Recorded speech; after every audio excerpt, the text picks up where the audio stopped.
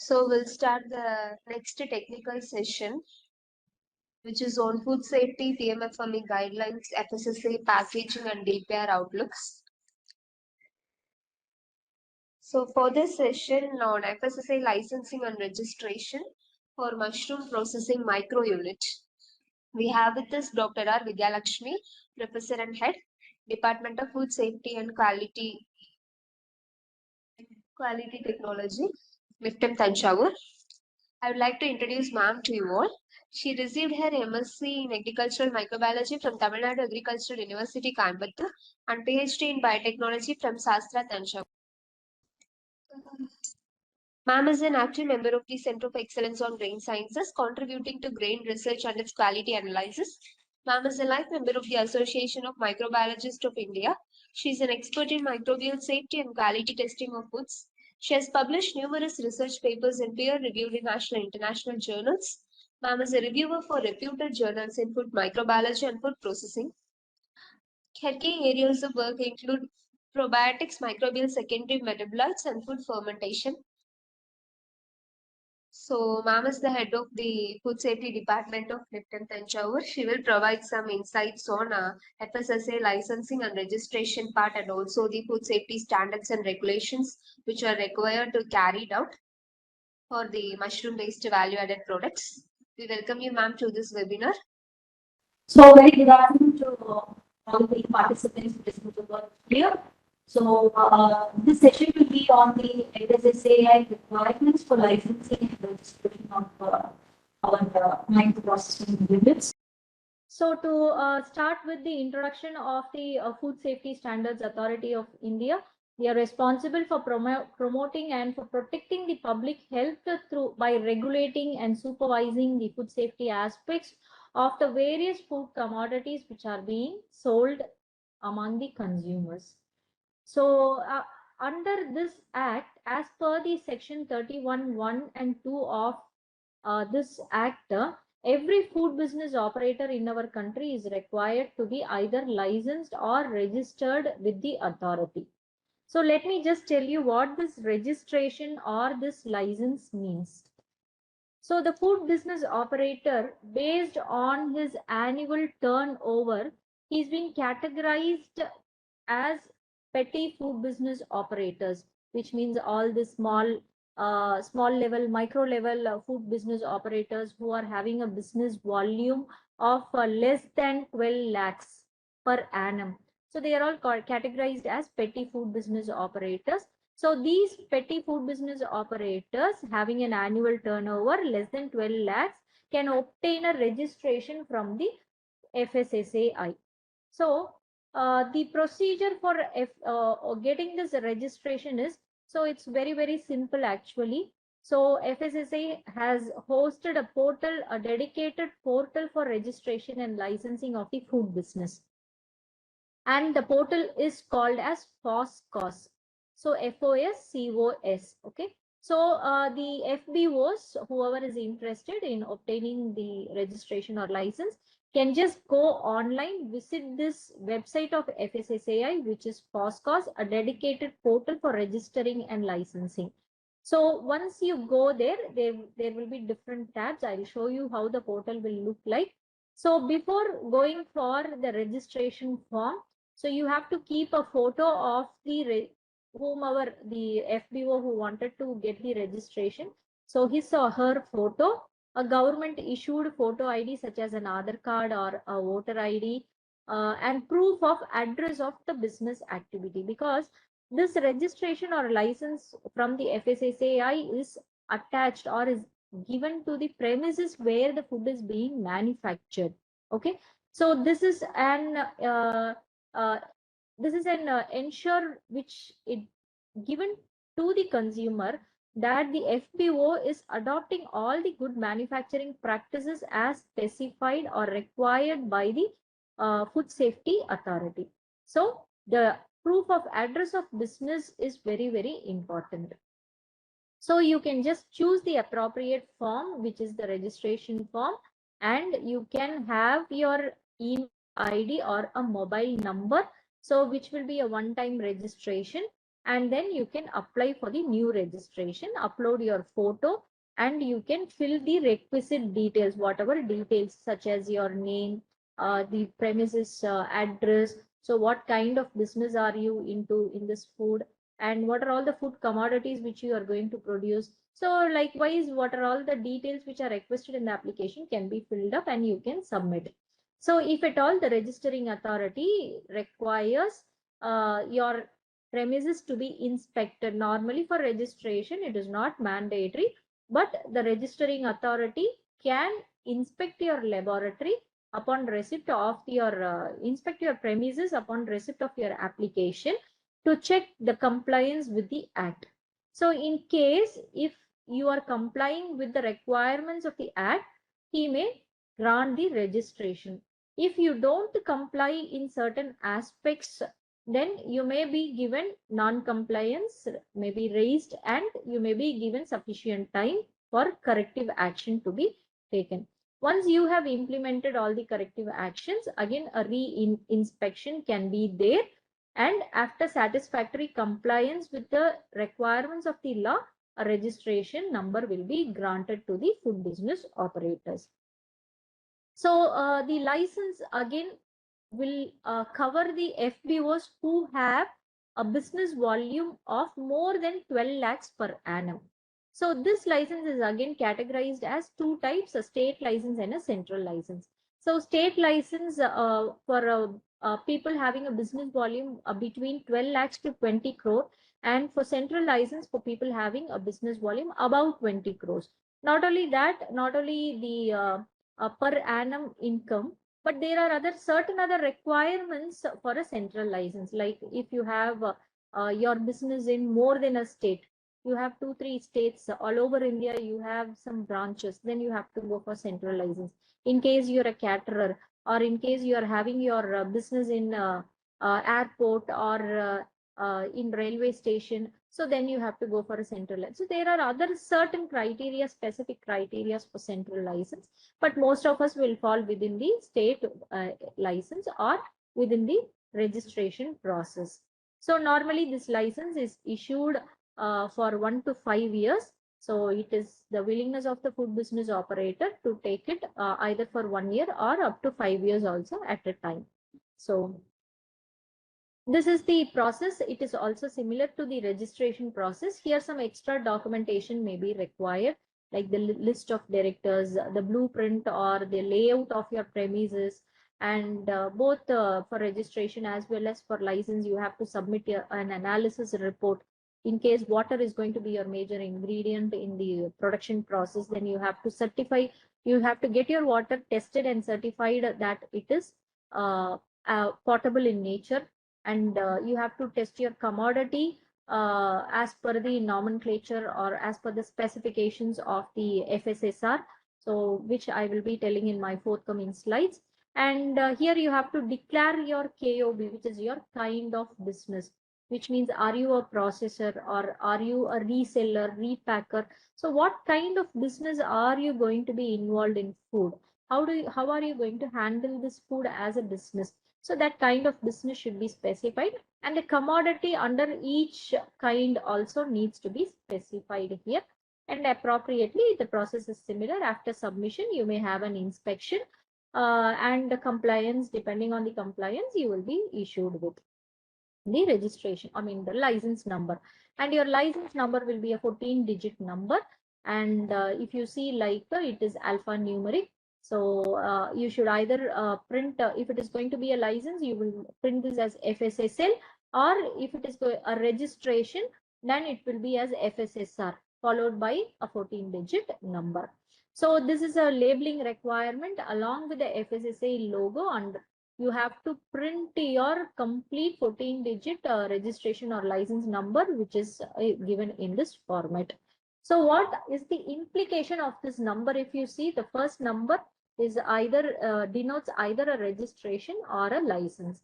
The following 2 digits will be your state code, and the other 2 digits will be the year of enrollment of the business, and the next 3 digits will denote the enrolling master.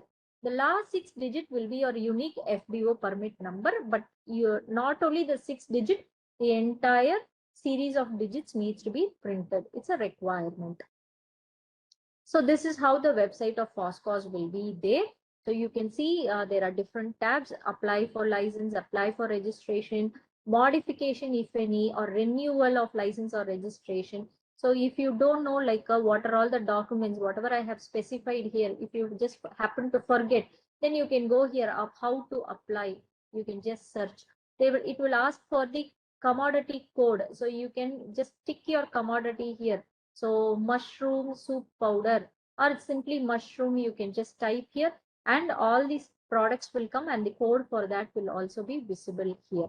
So everything is quite self-explanatory. So you can just refer and here you can track your application status as well. So coming to the product regulation, so there's a lot of regulations given on the FSSAI website. So whatever now I have just explained to you regarding the registration and license is already given on the portal of FSSAI. So you under this licensing and registration. So coming to the product standards, I don't know what to get, how to get my product tested, what are all the parameters to be tested in my mushroom product. So that's all given here in the food product standards and food additives.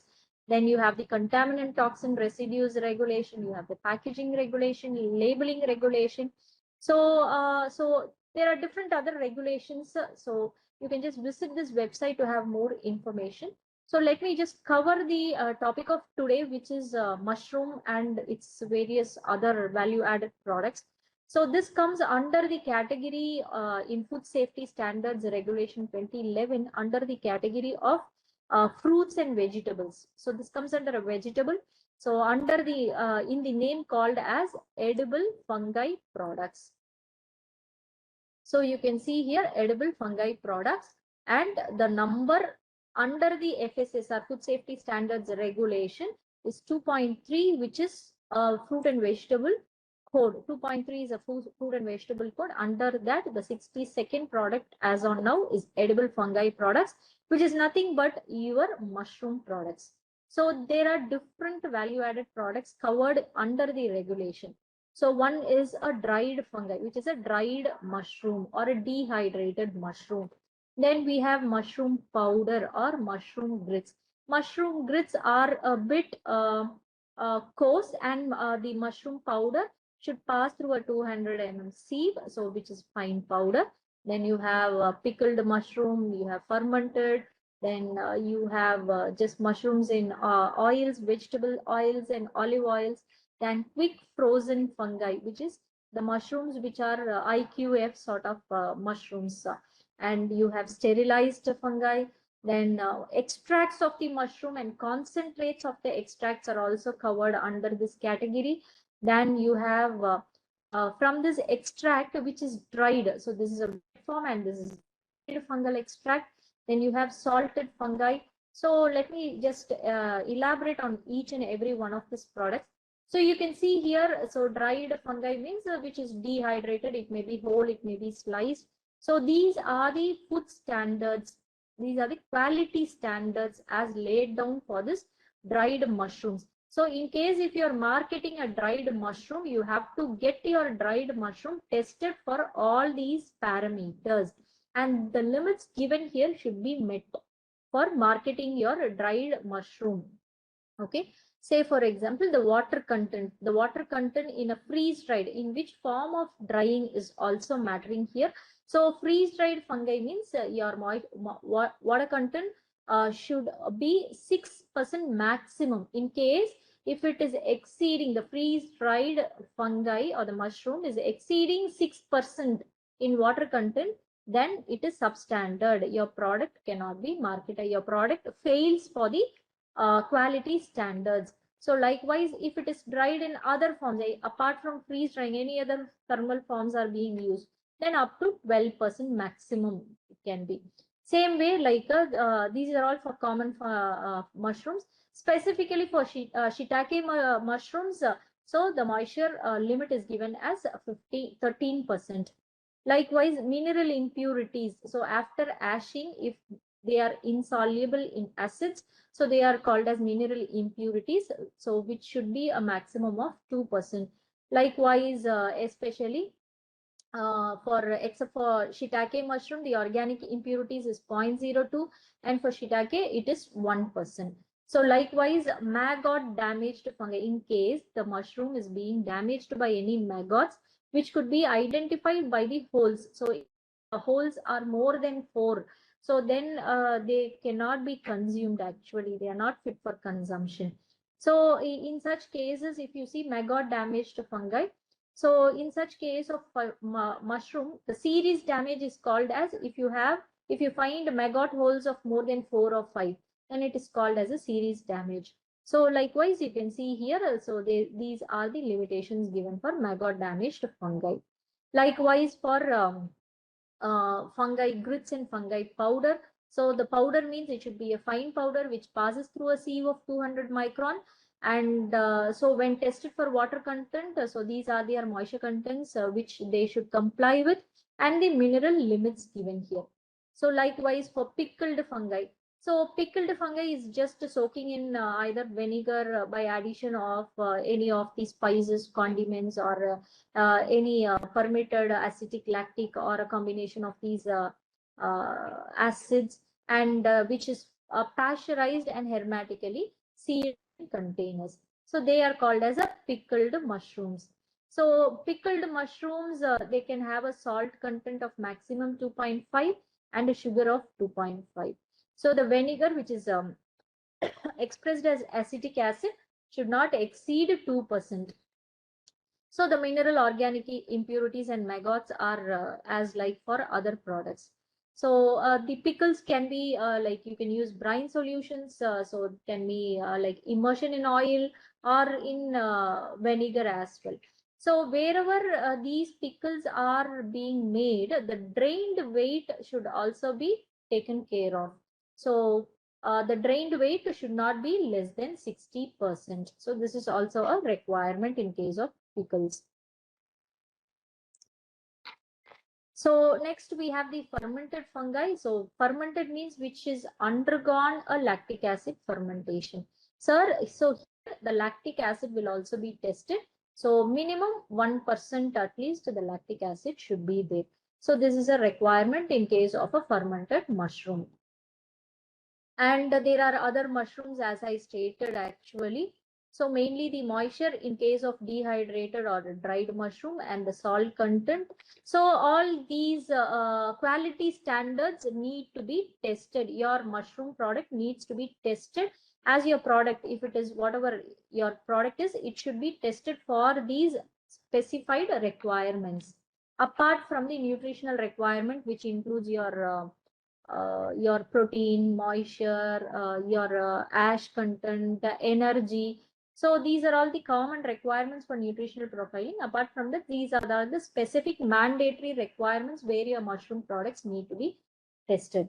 So not only that, some thermally processed, this can be covered under the thermally processed vegetable also.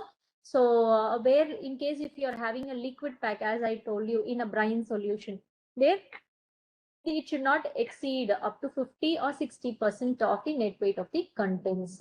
So coming to the contaminants and toxins, if you see, not only the quality parameters, so in case if you fail in the quality parameters, it will be a substandard. But in case if you fail in the safety parameters, like your contaminants, toxin, your microbiological requirements, then your product will be labeled, it will be stamped as unsafe or unfit for consumption, and it will be just be destroyed. You just have to destroy your entire batch, which is stamped as unsafe.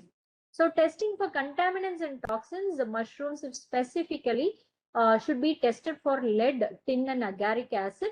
And the maximum permissible limit of lead is 1 ppm, for tin it is 250 ppm. This is specifically in case of mushrooms. And foods like your mushroom soup mixes, or your foods containing some mushroom or mushroom powder or grits of mushrooms, so they should be specifically tested for this toxin, which is called as agaric acid, which is a fungal toxin. So maximum permissible limit is 100 ppm. So coming to the microbial requirements, so this comes under the fruit and vegetable products. So under that product, either it's thermally processed or it is a wet form. or it is in a powder form. So whatever it is in its form, so it has to be tested for two categories under the microbiological requirement, which is a process hygiene and a food safety. So under process hygiene, so as I told you, the license or the registration in my first slide, what I told you, the registration or the license is given for adoption of good manufacturing practices specifically as laid down in this section. So, which speaks on the process hygiene. So, in case when tested for these microbial parameters like your aerobic plate count, yeast in mold, Enterobacteriaceae, Staphylococcus aureus, this when it is exceeding the limits specified in the standard will give an indication that your process hygiene or your personal hygiene or your premises hygiene in the premises sanitation is not appropriate and your product fails under the safety category. And coming to the food safety aspects, these are all certain pathogens which should be absent in your product when tested. Okay, so these are all the microbiological requirements. So coming to the labeling requirements of your product, so there are essential mandatory requirements to be mentioned. As I told you, the FSSA logo along with your license number or your registration number is a requirement. It should be mentioned on the label. Likewise, name of the product. So for mushroom, you can either say it as a sliced mushroom or a dehydrated mushroom. So like that, you can use some words to describe the process or to describe the commodity which is being marketed by you. Okay. So in case if it is not of a single species or if it is going to be just agaricus, so you can mention, you can even give the species name on the label. In case if it is a mixture of more than one species, then you should state it as a mixed mushroom. Okay, and the list of ingredients in the increasing order or in the decreasing order should be mentioned, which means the major ingredient should be spelled first, followed by the next ingredients. So nutritional labeling, as I already told you, the main energy, protein, carbohydrate, fat, fiber. Apart from that, what are all the specific like water content, salt content, your organic impurities, your mineral impurities. In case if it is fermented, then the lactic acid content. So these are all need to be tested, but not necessarily they should be given on the label. But you have to get it tested. It's a requirement for your registration and licensing.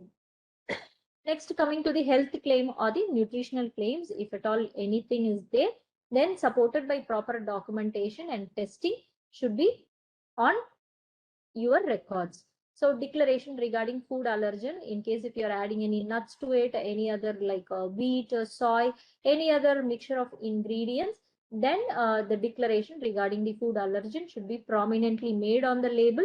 A symbol of the veg and the non-veg. So the green one will be your veg symbol and the brown triangle is a non-veg symbol. So in case if we fortify or we just improve the mineral or the vitamin content by adding certain other extra minerals or vitamins, we have to specify it as F plus and give it as fortified. The symbol along with the slogan should be mentioned prominently. So organic foods contain the symbol and the words Jaivik Bharat. So I don't know how much it is applicable for our commodity today. And some in case if you have added any food preservatives, like you may add in case of flour, anti-caking agents, some antioxidants, so all these, whatever food additives as specified in the regulation can be added in the required proportions, but a mention in the ingredient list or on the label is very much mandatory. Then I don't think there is any warning or declaration for this commodity specifically. This is in case of pan products or in case of infant formulas. So where all a declaration or a warning statement should be mentioned. And as I stated, the license is definitely for the manufacturing address. So it should be accompanied always with the mention of the address of the manufacturer. Then you have your net quantity, batch number, best before date, date of manufacturing, in which country it is made in India or imported from any other country, and directions for use, directions for discarding the packaging material. So these are all certain essential requirements. So where to get all these your products tested for all these things means it should be tested in an NABL accredited or authenticated laboratory. So NIFTM Tanjavur is having a food testing laboratory which is accredited by NABL, and it is a FSSAI referral laboratory. It is a national reference laboratory for FSSAI, and it is a BIS empaneled laboratory for testing of packaged drinking water and drinking water. So these are our testing charges. You can see the proximate nutritional content is given here. So which is an essential mandatory requirement. And apart from that, certain specific requirements I've told you, like salt content, lactic acid content. So all these can be tested in our laboratory. So you can write to us at director@iafpt or hod.dfsqt. So this testing brochure is available on our website also. So you can take a guidance of whatever is available from our website, and you can write to us in case if you wanted to get your commodity tested. So thank you all for your kind attention, and I'm open for questions. Thank you so much, ma'am, for such brief insights on FSSA licensing and regulation process for mushroom processing unit. Ma'am, we have one question. How to get organic certification for mushrooms? Organic certification is there are, as I told you, we are accredited for by FSSAI. There are certain laboratories which are recognized by APIDA. Okay, so you can get an organic certification from APIDA laboratories.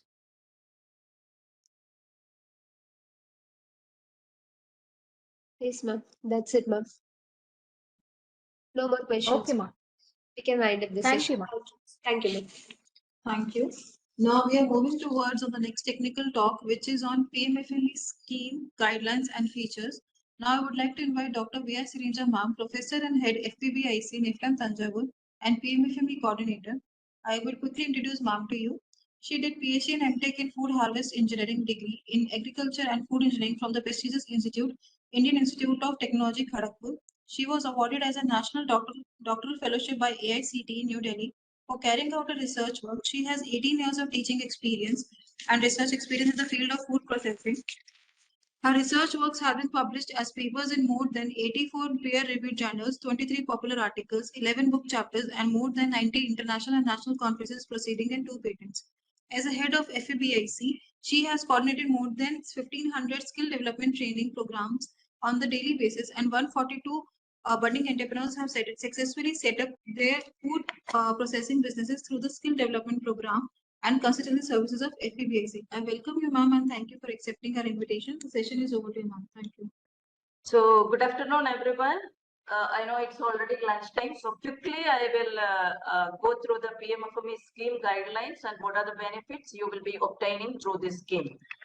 So, as you all aware, this is Prime Minister's formalization of Micro Food Processing Enterprises scheme. It is launched by Ministry of Food Processing Industries in the year June 2020, and now it's a 5-year scheme. And the scheme objectives are mainly to increase access to credit by the existing micro food processing entrepreneurs, farmer producer organizations, self-help groups, as well as the cooperatives, and also the budding entrepreneurs or new entrepreneurs also, and increase access for them in the professional as well as technical things, and also strengthening the institute who are giving technical support to such micro food processing enterprises, and also creating some common facilities so that the processing or testing or packaging or storage of these commodities are easy.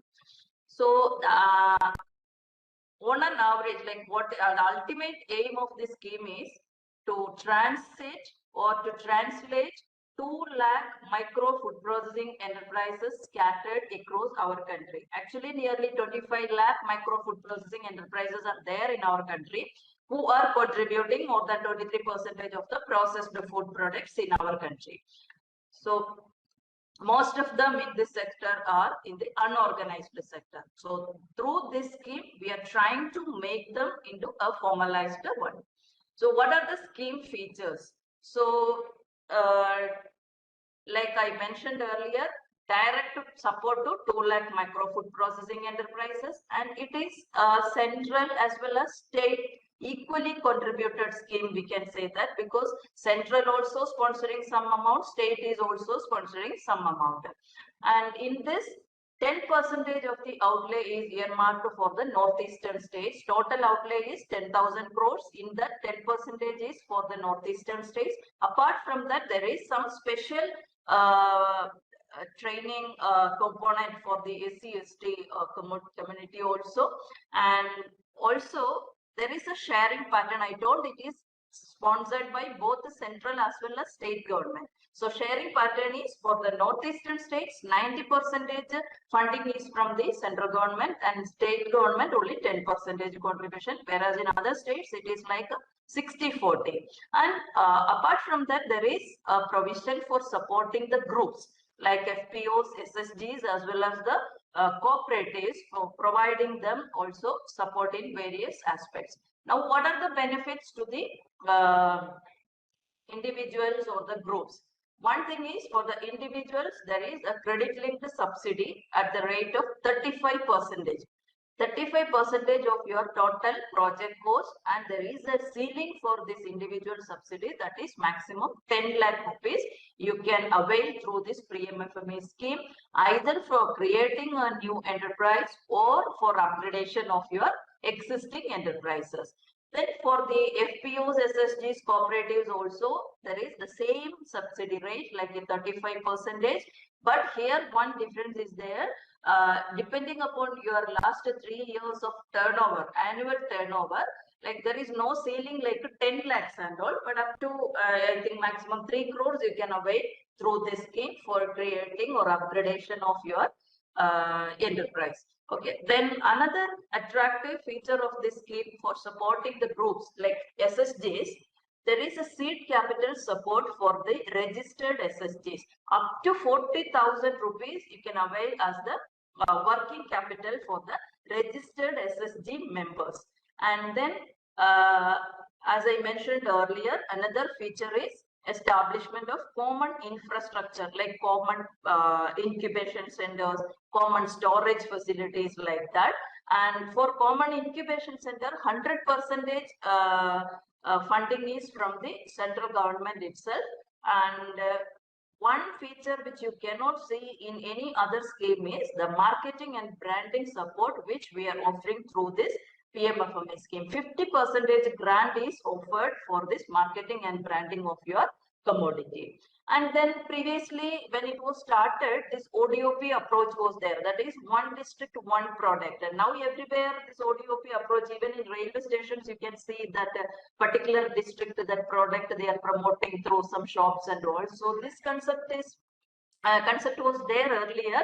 So according to that, ODOPs were identified for the entire 756 districts in our country, and this funding or the financial support was given for promoting this ODOP products under this scheme. Now this ODOP, it is not necessary that you have to apply under ODOP. For any product or any processed commodity, you can apply. Now coming to the administrative architecture, at the national level, there is an interministerial empowered committee, IMEC, chaired by the Union Minister of Food Processing, Ministry of Food Processing Industries, and individual states, they will be having a state level approval committee chaired by the Chief Secretary of that state. And so up to 10 lakh projects, the state committee itself can sanction. So above 10 lakh projects only, it will go to the central committee. Then every district, there will be a committee chaired by the district collector. So they will be scrutinizing your applications and then forwarding to the states. So this is the entire architecture, like interministerial committee is there, then ministry is there. Under ministry, there is a project executive committee, which is chaired by the additional secretary of the ministry. And then there is national project management unit is there. And also under ministry, 2 institutes like the National Institute of Food Technology, Entrepreneurship and Management, Tanjavur, and Sonipat. These are the 2 apex institutions which are offering all the capacity building activities under this scheme. And under this, there are state level technical institutions. Each state will be identifying one technical institution for imparting the training to their beneficiaries or district level trainers like that. Then each state there will be a state level committee is there. Then apart from that, state level nodal agency is also there, and then district level committees. Okay. Similarly, national project management unit or program management unit is there at the central. Similarly, each state will be having a state level project management unit, and then district level district resource persons are also there. So as I mentioned earlier, these are the assistances. Upgrade the existing micro units or create a new microprocessing unit, subsidy rate 35%, and then hand-holding support for availing this scheme. You will be getting the hand-holding support throughout this scheme for registration of your company or getting FSSAI license or how to do the GST or how to do marketing, branding. All these district resource persons will be supporting you at each and every stage. Now, how to apply for this scheme? There is the online application form. So I mentioned earlier, each district there will be a district resource person. So they will be hand-holding you in the website of ministry as well as the website of NIFTM Tanjavur. We have uploaded the details of all these district resource persons for your respective state. So you can get the contact details of these people and you can call them and get their help for preparing the application as well as throughout this scheme until you set up your business. So this is the site, ministry site, where you can apply for this scheme. So there with your Aadhaar itself, you can register for this one. It is taking too much time. So okay, this will be actually the form will look like this only. So here you can give your applicant details. First, it will ask whether it is an individual beneficiary or a group beneficiary. If it is an individual beneficiary, then you will get this screen and then you can enter your details, name, gender, address, district, email address, then what is that other details, all those things you can enter here, and then it will create your registration. Actually, first you have to create a new registration by giving all the details, and then you can go to the login page and then whatever data they are requesting, you can upload there and then submit your application online itself. So for the groups I mentioned, like what are the supports earlier, 35% credit linked subsidy here also applicable for upgrading your existing business or creating a new business. Then common infrastructure also they can have it, like common labs or incubation center, warehouses, cold storage, anything. Here also same subsidy rate is available. Then marketing and branding 50% grant apart from the seed capital of 40,000. So how to apply for the group beneficiaries? You have to apply through your state nodal agency. Okay, and if the project cost is less than 10 lakhs, if it is more than 10 lakhs means you have to send the application to the central, to the ministry only. And seed capital amount, as I mentioned earlier, your SSG should be registered under NRLM or SRLM. Then only you can avail this seed capital of 40,000 for each member. And there is one more attractive component in this PMFME scheme, that is the common incubation center facilities. Actually, this one is now at present it is closed. Already we have sanctioned nearly 72 common incubation centers across the country. So anybody can make use of this incubation center for processing and packing their product and test marketing before they venture into their business. Okay, so in each state some 1 or 2, or in some states even 4 or 5 incubation centers are already sanctioned. Since it is not not applicable now, I am skipping this one. So capacity building, as I mentioned earlier, this is one of the most important component of this PMFME scheme, through which we are offering various levels of training or to the various stakeholders, like product specific training will be there, entrepreneurship development training will be there. It can be an online training or offline training. So in the product specific training, we will be giving what are the processing aspects, what are the value addition, what are the equipments required, and what are the FSSAI regulations for that particular product group, how to handle, how to collect raw material. All these things will be covered in the product specific training. Whereas in the entrepreneurship development training, we will be training you how to do your business. What are the business opportunities, how you have to prepare a DPR, and what are the formalities for setting up of an enterprise, how to register the various things like FSSAI or company registration like Udyami Aadhaar registration, or what are the regulations to be followed. Then what are the managerial skills you need, how to keep your inventory, how to manage the finance, regulatory, how bookkeeping, accounts keeping, all these things will be covered under the entrepreneurship development training. So mainly NIFTM Kundali was taking care about the entrepreneurship training part, and NIFTM Tanjavur was taking care about the product specific training so far. So in these trainings, we have given to individual micro food processing entrepreneurs, then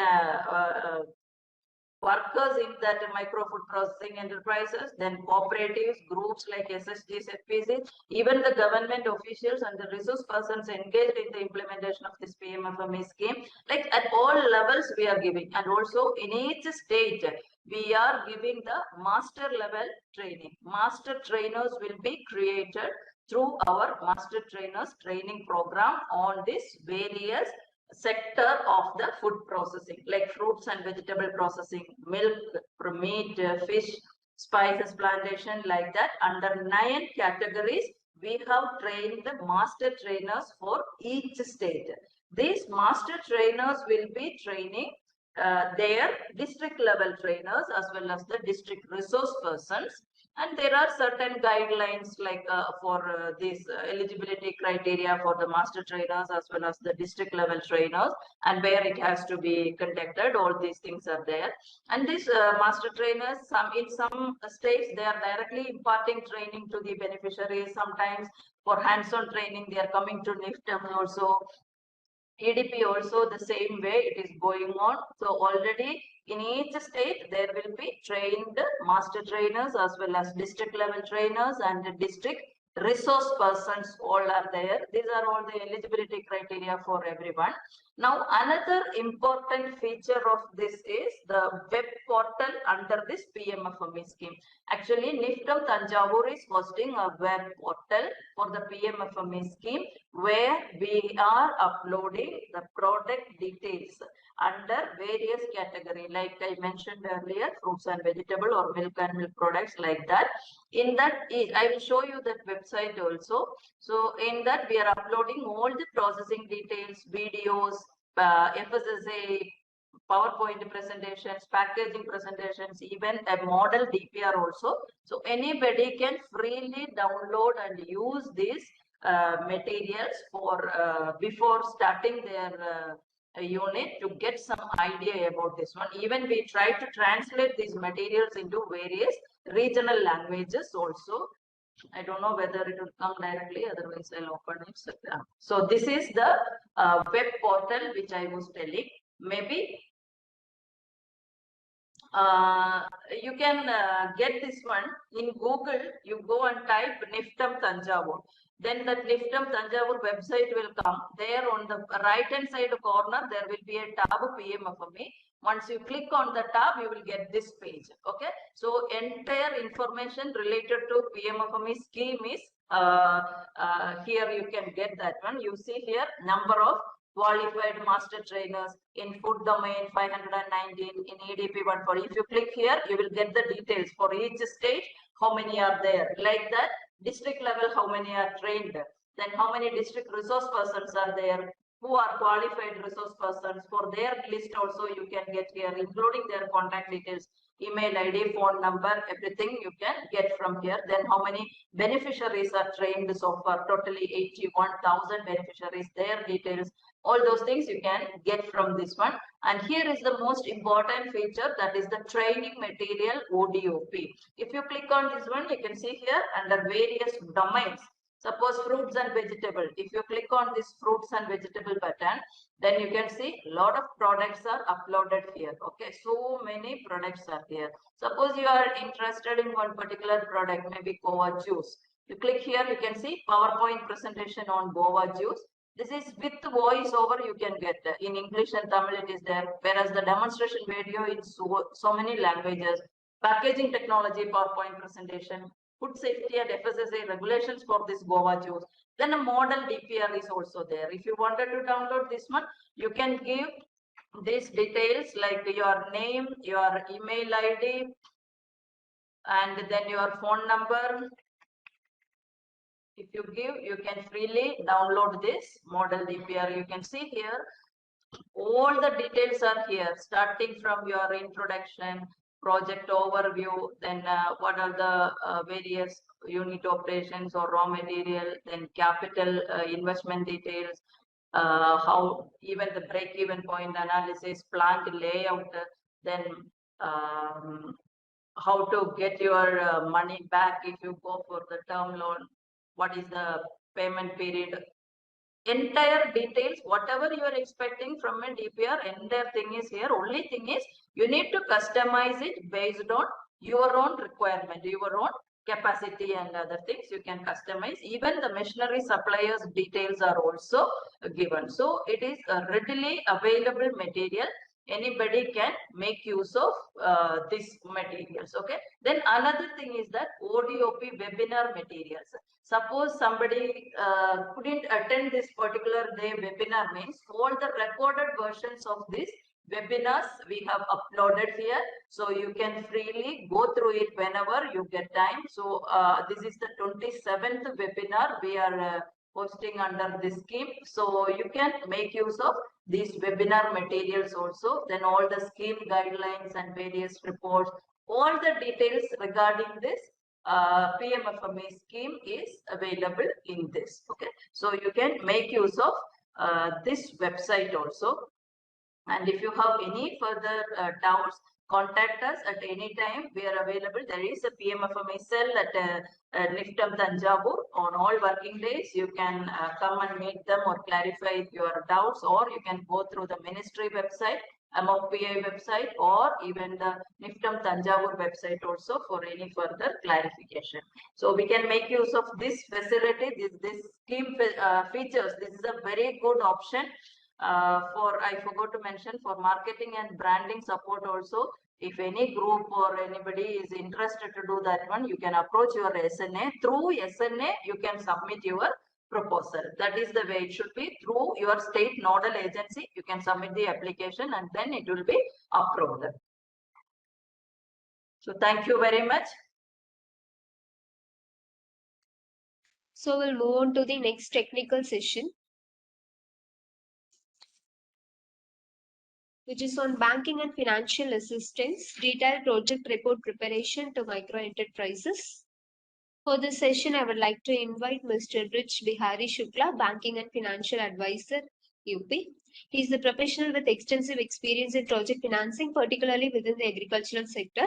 With over 13 years of expertise, he has successfully navigated various funding mechanisms and schemes, including PMFME scheme and the Agriculture Infrastructure Fund.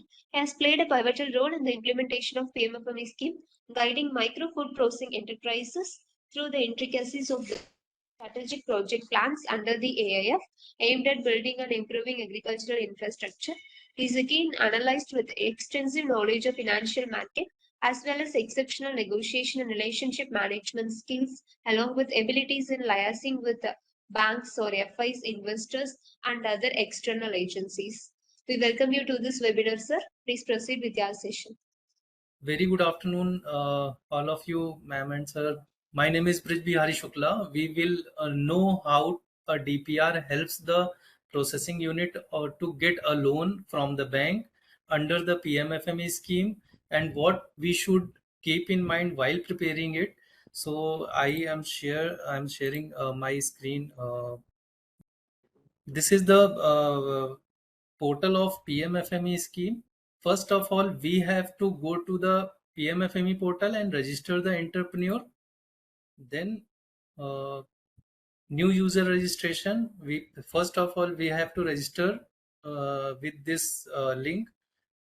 Select the type of beneficiary, individual, group application, or common infrastructure as per just ma'am, like past ma'am, as say with us. And applicant details, applicant details, mail ID, mobile number, unit location, address, state, district, block, we will fill it.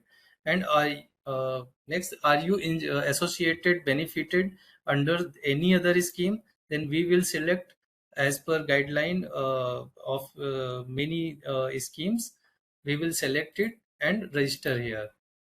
Then after registration, uh, the details have to filled in the portal with the entrepreneur login ID and password, in which the personal details of the entrepreneur, information about the enterprises, first apply online, we will share it. Application details, fill all details, then proposed business details, and then financial details.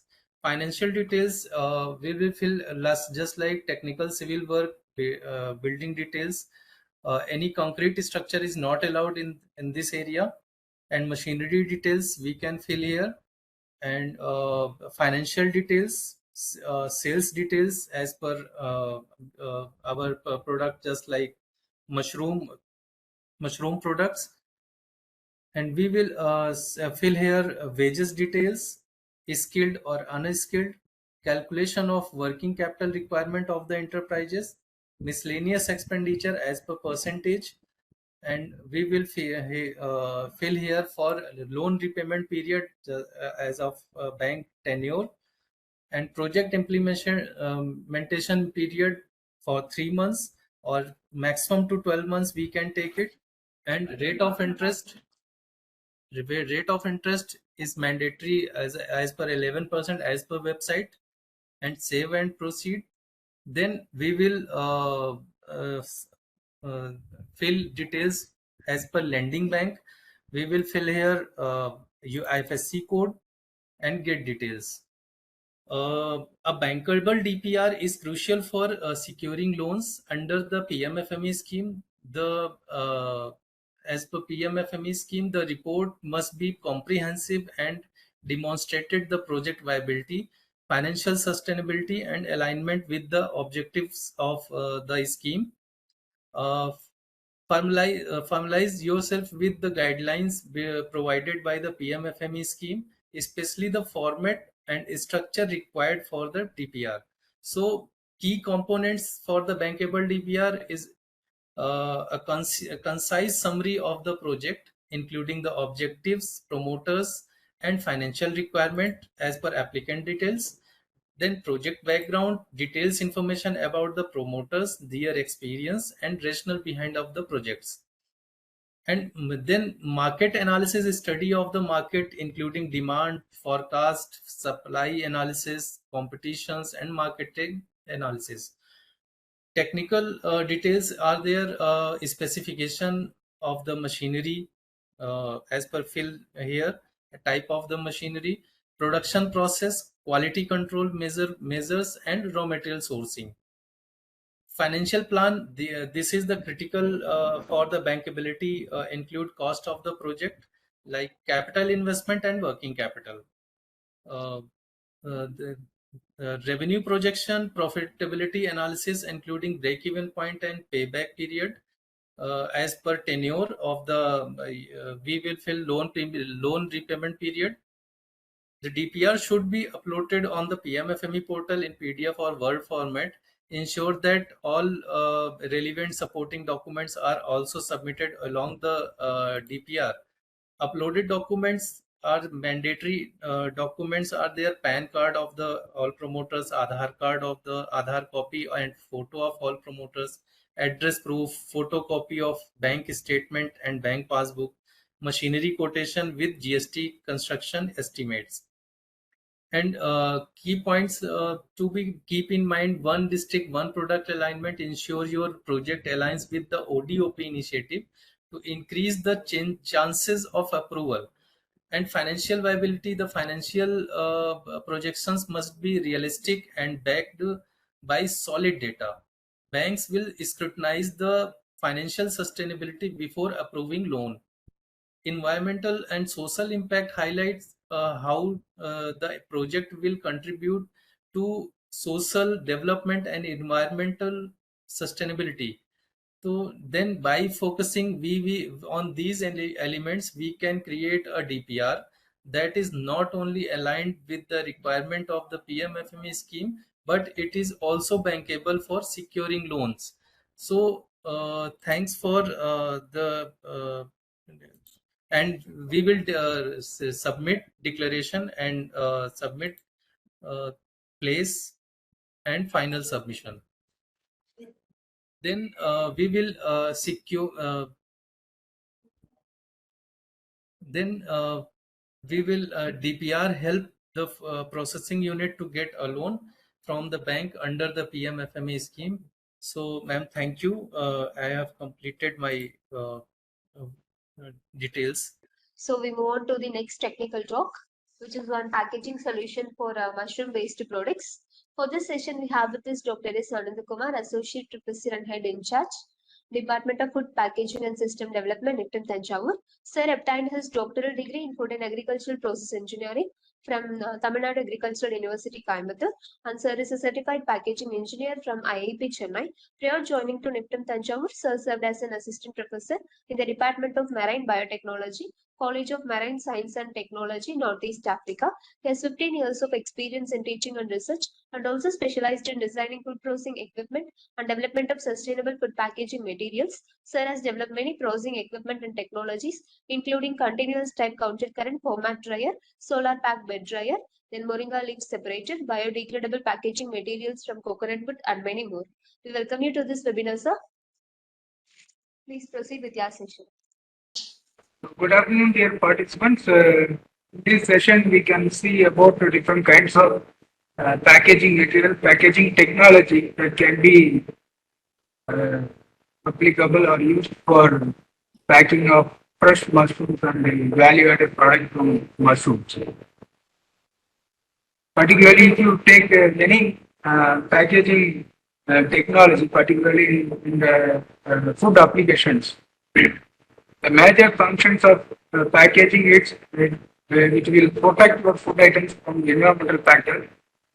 According to the consumer demand, we can make different sizes of the packaging. For example, 500 gram or 1 kg, 200 gram or 450 gram, like the different weight basis we can pack it. And another thing nowadays, consumers are very conscious in selecting the food items. You can see in the market after reading the labels or after reading the nutrition profile, nowadays the people they consider to select this food item for the consumption. So in such a case, this packaging material will do the complications also. Apart from that, utility of the performance.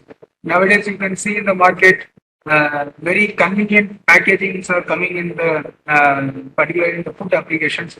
You can see the resealable packing material, active packaging material, active intelligent packaging material, easily biodegradable packaging material. So like that, considering the environment, the utility performance wise, there are most convenient packs are coming in the market, particularly for the packing of fresh food items as well as the processed food items. So in such a case, that packaging is one of the important unit operation in the food processing line. So in such a case, any valuable product is covered or enwrapped with some physical material, whether it can be a glass bottle or it can be a plastic material or paper or metal, or it can be a laminated pouches also. So after the product is comes out from the industry, until it reaches the consumers, until it is open and consumed by the consumer, it should be in a safe form. So in such a case, that packaging will do multiple functions that will support the industries as well as to the consumers also. In general, if you take the packaging, we have this primary, secondary, and transit packaging. Normally, the primary packed food items, it will have the direct contact with the packaging material will have direct contact with the food items. And the secondary and the transit packaging material, the size wise it will vary, the strength wise it will vary. It will be used mainly in the handling and the transportation purpose. But if you consider that primary packaging food materials, so what is the material we are using? Either it can be glass or metal or plastic. So here, according to the standards what we are following in our country, for example, FSSAI standard, which is given for packing of different processed food items. So that has to be followed. But for the fresh produce, okay, so there is no particular standard, but the thing is there should not be any chemical interactions with the food items because of this packaging material. That is very, very important. So in such a case, whenever you select the primary packaging material for the processed food item, so in such a case, you should be very, the care must be taken. There should be a food grade packaging material. It has to be selected for particular value added product.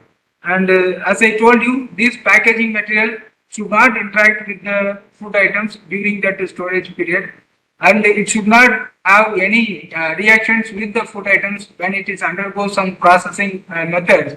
So that is very, very important, because sometimes we will pack the food items in a retard pouch, or we'll do for canning or thermal sterilization, or sometimes we will go for non-thermal technology by keeping the food items in the UV chamber, or keeping the food items in the plasma chamber or any pulsed electric field chamber. So in such a case, this packaging material do not have any interactions with this type of processing method. So because of that, any polymer degradation or any migration that should not be taking place. So whenever you select this primary packaging material, that should be a food grade packaging material.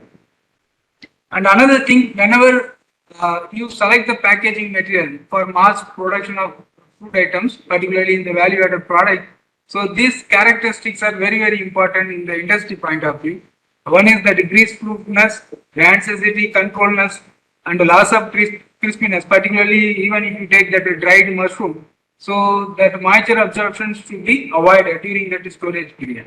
So in such a case, your material should have very good moisture barrier. It should be there, machinability. Okay, so it should be synchronized with the machine directions. For example, when you use the packaging material in the form field sealing machines, or when you use the packaging material in the blister packaging material. So in such a case, what will happen? That packaging material, it should be matched with the machine orientation, or it should be aligned with the production line. Otherwise, that also will affect the productivity. So in such a case, that should be have machinability, physical strength of the material, printability, and sealing integrity. All these things are additional characteristics we must consider during selection of the packaging material.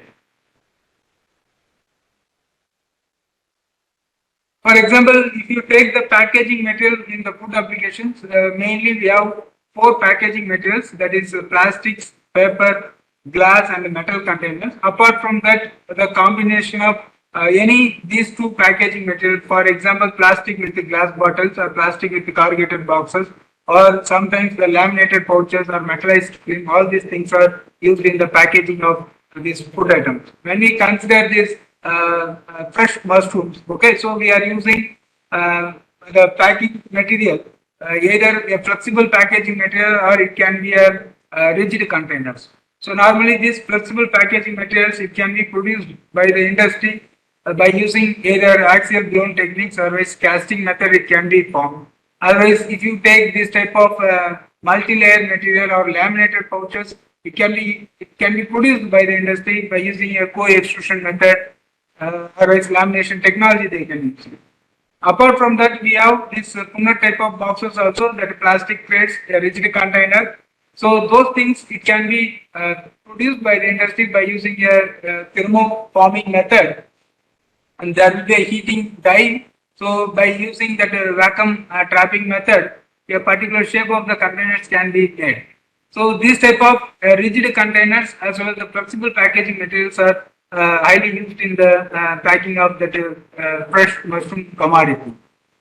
For example, if you come to processed food item, something you are making with the mushroom, for example, you are making some mushroom soup powder, okay, otherwise you are making some mushroom powder, okay, otherwise you are preparing some mushroom gravy. So when you do some value added product, so as per the FSSAI standard, we are using, there are 7 kinds of packaging material in the food applications. So you can develop any product. So within this applicable category, you can select that particular packaging material for your application purpose. So here that PET bottle we are using it polyethylene terephthalate. Particularly, you can see many carbonated beverages items. It can be packed, even juices. Otherwise, if you make any flavored drinks, anything that you can pack with the PET bottle. Then we have this high density polyethylene and we have this polyvinyl chloride. Okay, particularly if you make any candies or any chocolate type of things, okay, then you can have this blister packaging technology. So that polyvinyl chloride will be used. Then we have this low density polyethylene like a carry bag. We have this polypropylene, okay, and we have polystyrene, that thermocol, and also we have this co-extruded or multi-layer material. So that will number 7. So these are all general packing material. In plastics, we are using it in the applications of that value added product. So here, what is the product you are making, and you have to compare what are the environmental factors that will affect the quality of the product. So in the packaging material, when you select, what are the characteristics it should have? Either it should have moisture barrier, or it should have light barrier, or it should have oxygen barrier. So that properties you have to compare with the spoilage value of that commodity. So accordingly, you can select the suitable packaging material for your particular developed product. But in general, there are 7 plastic materials. It is mainly used in the value added product of the mushroom and other products. So this one is called the thinner type of packaging material, which will be called. It is similar to like a rigid container. So there you can pack some 300 grams or 400 grams of mushroom. It is also called consumer packaging. And this type of trays you can see in the market. Either it can be made by polyethylene terephthalate or polyvinyl chloride or polypropylene trays will be there. So sometimes they will use that lid for closing this material, that trays. Otherwise, they will have this cling wrapping technology with micro perforation hole or macro perforation hole. So this type of product you can see in the market. So this technology, it is called the Punat type of packaging. Apart from that, you are having a collection center, for example, for the handling, or in the pack house you are using other packing material, particularly the rigid packaging material. So the plastic crates are available starting from 10 kg, 15 kg, 20 kg, 25 kg capacity. The plastic crates are there. So mainly you see that mushrooms, okay, so that mushroom will have that sponginess in nature, and that load what you are applying, that should not affect that bottom layer of that mushroom. So in such a case, you can select that packaging the trays, for example, having that the load carrying capacity 5 kg or 10 kg capacity, so that you can't have more load on the bottom layer of that mushroom. And nowadays you can see in the market that foldable plastic crates are also available. So these advantages of the foldable plastic crates, so that will occupy less space when it is in empty containers. But other things will have occupy the larger space value. So this is another advantages of this foldable plastic trays. When we come to some technologies in the packing of that fresh mushroom, so there is one technology which is called modified atmosphere packaging. So in this modified atmosphere packaging, either we can modify the gas composition inside that commodity. Particularly if you see in our atmosphere, we have 21% of oxygen, 0.03% of carbon dioxide, and 78% of nitrogen. So when we see the mushrooms, normally when we categorize the vegetables, we have highly respiration commodity, medium respiration commodity, and low respiring commodity we have. In this category, that mushroom, spinach, okay, banana, all these things which will comes under highly respiring commodity will respire faster, will ripen very faster. But if you see that medium and that low respiring commodity, something like potato and other things, so this mushroom will have a higher respiration rate. which means the consumption of oxygen will be more and the releasing of the carbon dioxide will be higher in a shorter period. So in such a case, this type of commodity will have a shorter life. So in such a case, when we go for modified atmosphere conditions, for example, minimizing that oxygen level in the packing materials, otherwise packing that mushroom in the micro perforated bags, so that will do the modification of that oxygen level, which means which will minimize the oxygen level inside that package. And if you keep this product at 4 to 7 degrees centigrade with 90 to 95% relative humidity, then this type of product will have a longer life. And there are different MAP machines are used. Particularly, you can see that continuous form fill sealing machines or chamber machines. So individual tray, you can fill the machine, you can fresh the known gases, and you can do the sealing. Otherwise, you can have these smoker machines where that bulk mushrooms can be taken and the creation of that partial vacuum inside that and keeping in the refrigerated condition. So cold storage that will support you to extend the shelf life of the commodity. So when we say that MAP, modified atmosphere packaging, main intention is minimizing that oxygen level and increasing the CO2 level for enhance the shelf life of that fresh mushroom product. And apart from that, we have this vacuum packaging technology. Particularly these dried mushrooms, we can go for vacuum packaging technology, particularly when we want to control that oxidation effect. Okay, and as well as we want to control that any biochemical reaction that can be taken by the oxygen level. So in such a case, these vacuum packed mushrooms are available. So there are different kinds of vacuum packaging machines are available. Either it can be a single chamber or multiple chamber. So in such a case, when we release or when we remove that air from the packet, so automatically that vacuum packaging material will minimize the volume of that packet. So in such a case, during that handling and transportation, you will get a larger space for keeping more number of product. So that is one advantages. And apart from that, you can minimize that oxygen level so that relevant with oxygen related spoiling thing. So that can be controlled by using this vacuum packaging technology. Then we have this active packaging technology, which means inside the value added product of packed food items. So we can keep some of the absorbers or scavengers or emitters. Okay, that active agents, the packets, either it can be a sachet or it can be a label or it can be added into the packing material as a layer, whatever it may be. So that will make the environmental the condition changes by keeping this active component. For example, you can keep in the mushroom, for example, this oxygen absorber. Okay, so this oxygen absorber, what it will do? It will absorb the available oxygen. Okay, color changes, everything it can be controlled by keeping that oxygen absorber code. Apart from that, if you want to absorb some moisture, there will be a silica gel absorber will be there. Otherwise, if you want to create antimicrobial environment, then ethanol emitters sachets are available. So these are all the things, either it can be fresh or value added dried food items. So you can select a particular active component that can be added into the packaging material that will modify the conditions and that will support the extension of the shelf life. Other packing materials, what we are using, glass packaging materials. So as we know that glass, it's a organic material, inert material that will not react with the food items very easily. These glass materials, you can go for thermal treatment also because this melting point of the glass bottle is very high.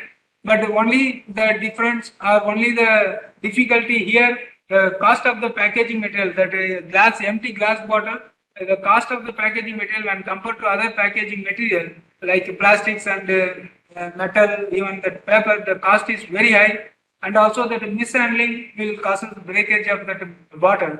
And here also there are type 1, 2, 3, 4, like 4 type of categories are used in such a case that type 2 and type 3 glass bottles, for example, this colored glass bottle, amber colored bottle. So this type of glass bottles also it is used for packing of that mushroom value added product, for example, mushroom powders or that canned mushrooms, anything it can be packed by using this glass bottle. When you go for that glass bottle closures, so we have this crown cork we have, if you have that narrow mouth bottle we have, but when we consider this mushroom based product, so we have this roll on flare proof cap, okay, otherwise we have lug cap, often only will be that, otherwise plastic closures. So these are all the different kinds of closures we are using it for closing either the glass bottles or it can be a rigid plastic containers, so that can be that. So when we want to close that the bottle container, before closing, you can see in some of the packet, particularly if you take it's a powdered material, by using that induction sealing, some aluminum foil type of things will be sealed here. Then you can have a lug type closure or a roll-on flare closures. So that will support controlling that gas permeations or moisture permeation during that storage period. So it will increase the shelf life of the commodity. Another packaging material what we are using is paper based packaging material. So if you see in globally the highest usage of packaging material in the food application in other areas also, that paper is getting more contribution. So here the paper, we have different types of paper, for example craft paper, parchment paper, greaseproof paper, wax paper, something like that, different category we have. But here if you see when we go for packing of some fresh mushrooms, alternative to that plastic trays, that PVC or PET trays. So now we are using that see-through window type of that cardboard boxes also coming for packing that mushrooms with proper ventilation, so that you can control the respiration and that will support you the extension of the shelf life. But when you come for some value-added product by making these mushrooms, if it is having some fat or oils, then you can think of that wax paper or greaseproof paper for packing some food items. Okay, particularly if you make some candy or chocolate by using that mushrooms. Okay, so or some bar you are selecting, energy bar by using mushroom.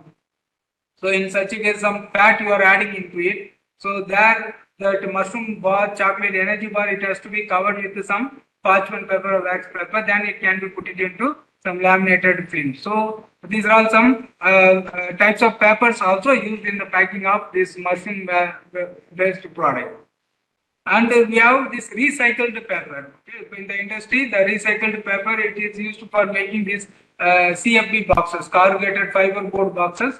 So it has single ply, double ply, three ply. Okay, so 5 layers, 7 layers, the multiple layers will have. So these type of boxes, which will be called regular slotted boxes, RSC boxes will be there, the closures and opener will be there. Otherwise, you can see this type of beer case corrugated fiber board boxes also will be there. So these type of boxes will be used for handling and storing that mushrooms in the cold storage godown or in a bulk container. Otherwise, sometimes you can have that LDP liner based covering inside that corrugated box. There you can keep either it can be a butter mushroom, oyster mushroom, or milky mushroom.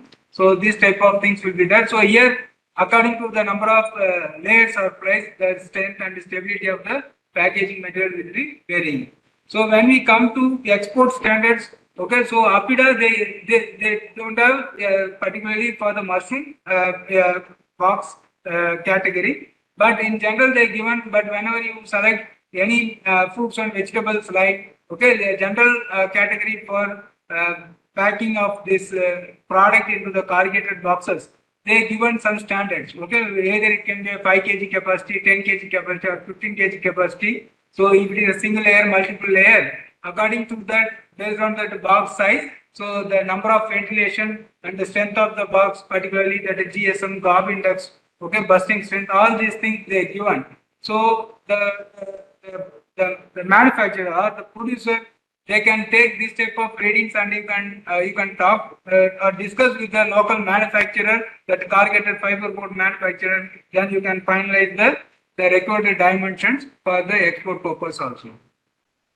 Apart from that major box, okay, they given the standard for this reinforcement material also. That reinforcement material, particularly that is cellophane tape, okay, that metal stick, or you can have that stabler, okay, for joining in the corners. So in such a case, these strength and what we can say the size, the strength and the bruise strength, everything it has been given. So accordingly, you can use this type of reinforcement material for packing of your the finished product, so that during that handling and transportation, okay, the deformation will not be taking place, or damages of the packaging material will not be taking place. Another packaging material what we are using, canning. So this canning, the canned food items we can call it is a self-stable food items, because once it is completely sterilized by using the heat treatment, so this product we can keep it in the normal atmosphere. Normally this type of product will have 6 month, 1 year shelf life. Particularly for the mushrooms, you can have that it is comes under vegetable. You can have add the brine solutions, okay, in the mushrooms, and you can use the retard chamber to process the mushrooms starting from 85 degrees centigrade to 110 degrees centigrade. So in such a case, what is the available microorganisms which can be controlled, or it can be removed, so that your product can be stable for a longer period. Sometimes you can see some of the mushroom gravy packets or canned products are also available in the market, which means by adding that spicy items, okay, other ingredients into the canned mushrooms, so that it can comes under a ready to eat or ready to serve canned food items. So that is also available in the market. So when we start this type of industry, the retard chamber cost itself varying from 10 lakhs to 15 lakhs. So batch method you can operate it. Per batch you can keep some 100 to 150 pouches, or the canned materials you can keep. So in such a case, per day you can process around 1,000 or 1,000 plus canned materials, particularly using that mushroom. For example, if you feel that the metal container cost is very high, then we have that retard pouch material. So this retard pouch material will have multiple layers. Okay, so it can be a combination of polyamide with polyethylene terephthalate, or LDPE with polyethylene terephthalate with PET. So like that, it has many combinations according to the barrier properties, according to the heat stability in the retard chamber, and the pressure withstand capacity. Everything will be coming in the picture when we go for doing this retarding process. So the similar thing what we are doing in the canning operations by using metal cans or glass bottle. So similarly, the product will be packed in retard pouch, and by using same retard chamber, you can process these mushrooms, and similar kinds it can have the shelf life around about 6 months to 1 year. So these type of pouches, it can be put it in one cardboard boxes, that will be called the bag in box type of technology. So this product you can keep it in the shelf of the supermarket, and it can be sold. Another technology nowadays they are using in the value-added product, but it is called self-heating cans. Okay, so before opening the packet, okay, so if you want to warm the product, particularly if you have some mushroom soup, okay, so this type of technology it is available in European market, but now in India it is coming. So here what they will do by using that exothermic reaction, so that the heat will be generated because of any two chemicals reactions, particularly water and calcium oxide. So this will produce that heat energy. So that heat will be used for heating your internal product, and once you open the packet, then you can consume it with the warm record heat sensation. So this type of techniques also coming. It is called self-heating cans or self-heating packages. Particularly, this technology will be used for ready-to-eat or ready-to-serve these type of food items. This what we can say that self-heating packages are highly popular in the market. Particularly, you can see that biryani mix or any mushroom gravy mix, anything it can be done by using this self-heating canning technology. Another thing, these mushrooms, when we consider that value-added product, so in these value additions, mainly we will be focusing on this dried product. Okay, either it can be a mushroom soup mix powder, or it can be a mushroom powder, or it can be a dried or dehydrated mushroom. So these mushrooms, when we want to pack in polymer plastics, okay, plastic materials. So in such a case, the laminated pouches which will support you instead of single layer, if you go for multi-layer pouch material, so that will support you the extension of the shelf life by controlling the moisture, gases, and light intrusion. So in such a case, the combination may be that BOPP, biaxially oriented polypropylene with LDPE, BOPP with the polyester with the LDPE. So like that, many combinations are there. So here, based on your product, for example, either it is only a dried mushroom powder, then you can go for 2 layers only. For example, you are making some gravy by using this mushroom, then you can go for that 3 layers or 4 layers. For example, here you can see some oriented polypropylene, polyethylene, metallized heat soluble oriented polypropylene. Okay, so like that different combination. Otherwise, you can see BOPP, metallized polyester with the LDPE. So this LDPE will be the inner layer, outer layer will be the BOPP film, and the middle will be the metallized film. So like that, many combinations are there. Even sometimes these liner bags are also there. Okay, that outside will be paper, inner will be a plastic film. So like that, a liner material or see-through window containers, all these things are used for packing this type of value-added product. Then we have different filling and sealing equipments. In that, if you consider it is a industrial scale project, then you can go for this continuous operation form with sealing machine. Otherwise, if it is a small scale, then you can buy that band sealer with the gas flushing system. So that also will support you for improving the quality or increasing the capacity of your plant and the shelf life of the commodity. Then we have this bag in box system. As I told you, that retard pouch material, okay, mushroom that can be packed in a retard pouch. Then after sterilization, it can be put it in the boxes so that the display and the nutrition information detail, everything we can get it by reading these things. So this is bag in box method. Another thing you can have is antimicrobial film. Another thing, for example, when we go for packing of that fresh mushrooms, nowadays there is antimicrobial packaging materials are coming in the market. So this antimicrobial packaging material, either the coating spray, it can be applied inside that walls of that packaging material. Otherwise, it can be keep it as a sachet inside that packaging container.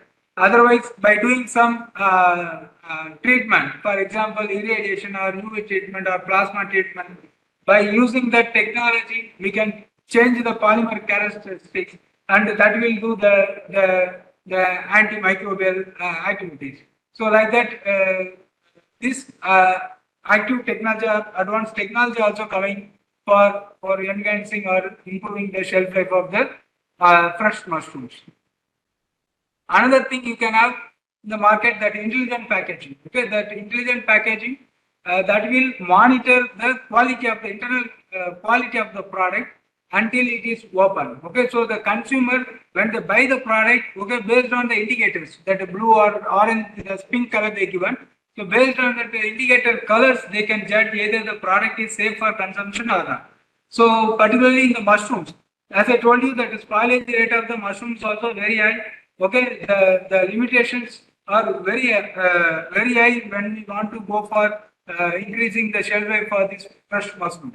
So in such a case, this intelligent packaging, okay, that intelligent packaging, either it can be a time temperature indicator, or it can be a gas indicator, or it can be a freshness indicator. Okay, so there are many indicators we can develop. So this is the one article. It has been published in the year 2023 here by using that bromothiamine group indicator. Okay, by changing the gas composition, particularly that carbon dioxide level, which is changing during the storage period of that fresh mushroom.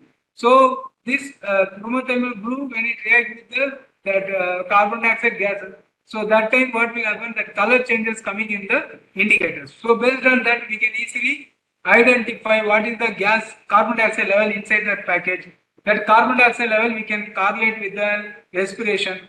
Alright, that carbon dioxide level we can correlate with the microorganism load. So these are all the things which will be supporting to improve the packing standards or quality of the product for the consumer orientation. Then we have other labeling technologies. In that we have these RFID identifications, okay, sensor based technology, otherwise barcode based systems we have. So all these things which will support you for easily tracking the materials, the traceability. Okay, for example, you are exporting some mushroom from India to some other country. So if there is any issues, by using this RFID tracking system, easily we can identify what sort of the problem it is facing. And another thing, this barcoding system also, particularly in the billing counter, supermarket, so this hashtag code or QR code or liner, okay, everything which will be used to minimize the time consumption in the billing area. And apart from that, you can get more information about the product even when you use these RFID tag systems in the packaging line. Another important area, we have seen so far what kind of packaging material can be used for packing of that mushroom. Nowadays, that packing for developing a packaging material, that mushroom also used. Okay, from the mushroom, that myceliums will be separated and it can be added into the agricultural waste material. Will have that very good cellulose content. So what will happen? That the spawn will continue. So what is the packaging material, the size and the shape you want it? Accordingly, you can make the mold. There you start growing these mushrooms, and after reaching a particular level of the size of the box, then you can stop controlling this mushroom growth by keeping it in the drier condition, so that these materials will have supporting in the packing of high value commodity, because nowadays the government they're minimizing the usage of that expanded polystyrene thermocol in the food applications, because that gives a very good very high pollution in our country. So in such a case, minimizing such a material, epoxy polystyrene material thermocol, we need a alternative packing material. So when we develop some product by using that mushroom mycelium, that has very good cushioning effect. Okay, so during that handling and transportation, and it is sustainable also. When you throw it, it will degrade. So this type of techniques also nowadays they are working on it. So anybody interested in food processing and packaging, you can think of the processing line. If somebody want to do some packing material, okay, you are developing some packing material by using mushroom for the food application, then this is another area you can think of it. There are many companies are there. In the developed countries, many companies they are making such a packaging material. Particularly, you can see some pharmaceutical or wine bottles. Okay, high value commodity. All these things they are using this mushroom. At last, when we come to that labeling, okay, whenever you make some value-added product, when you come to the market, okay, so nowadays there are many changes are coming in the FSSAI regulations also. Here, one of the things you can see that front pack labeling. So, in the front side of that packet itself, they will mention all the energy, fat, saturated fat, sugar, salt content in different colors. So, when the people, when they take the product, okay, so they can see this nutrition value. So according to that health tolerance level or health condition, they can select any particular food items. Okay, because sometimes this nutrition profile will be typed in our packaging material in tiny letters. So it is very difficult to read sometimes. So when you make this type of front pack labeling, so the people will understand. Even there also you can give the different indicators symbol, red color, yellow color, or green color, something. So that what will happen if somebody will have intolerance of any lactose or salt, that then that can shows high level of salt in red color, so that the people will not buy. So that type of front pack labels also coming in the market. Another thing, whenever you develop any product, okay, you have any doubt on it, with the regulations or standards, you can go through that FSSAI website. There you can search, okay, packaging standards for food commodities. Okay, then you will get one PDF format. So there they given starting from that dairy product to irradiated foods 2.13 for all kinds of food items. What kind of packaging material? What is the level of that lead or heavy metals? Okay, or that migration of some particular plastics, it should be allowable. So all they given in the ppm level, milligram level. So in such a case, that will support you when you sell the product in the market. So it is very important when you sell the market. You should have FSSAI license and you should follow all the regulations given by the FSSAI office. In general, there are 13 parameters will be printed in the label, starting from name of the product to the nutritional information and the customer care details. So all these things are very important. It has to be printed so that will communicate the product to the consumers, so that the popularity or branding will be easy. So these are the major importance in the labeling sections. And everybody, we know the manufacturing date of the product. Okay, so we know our birth date, but the death date we don't know. Similarly, that the expiry date of the product we don't know. So when we want to calculate this expiry date, whether it can have the shelf life 3 months or 6 months, then we have some mathematical calculation method or simulation methods we have. For that, you need any technical supporting institutions like IIP, NIPTAM Tanjavur, or any agricultural university, those who are offering a food technology course. Okay, they have some knowledge on this shelf-life calculation. There you can give the sample and they will evaluate it and they will tell you tentatively this product will have 3 months or 6 months or 1 year shelf life. So accordingly, you can plan your sales also. So that is also very important. So in such a case, come to the conclusions that packaging is one of the important operation in the processing line. So because that packaging material, what you are selecting, that only will be interacted with the consumers in the beginning. So when you give very attractive packaging systems, otherwise if you use a proper packaging technology for your product, so automatically that will support you to improve your shelf life of the product. Second thing, that packaging material cost should be affordable. That should not be overburden to the consumers. Otherwise, it should not have more cost. Okay, so normally 8 to 10% of the product cost we can recommend for the packing of selection of the packaging material or packaging technology. Apart from that, you should follow in the industry that good manufacturing practices, good laboratory practices, hygiene. Okay, so if you have all these things, so that also will minimize all kinds of spoilage indicators, spoilage issues in the processing line. So that is very important. So another thing that is throw the packaging material. Okay, that should be degradable by the environment. That is also very important, because nowadays many exported countries, they are asking whether it is a food grade packaging material or it is a biodegradable packaging material like that. So there are many indicators also they are developing by using that PLA based combinations. So that is also coming in the market.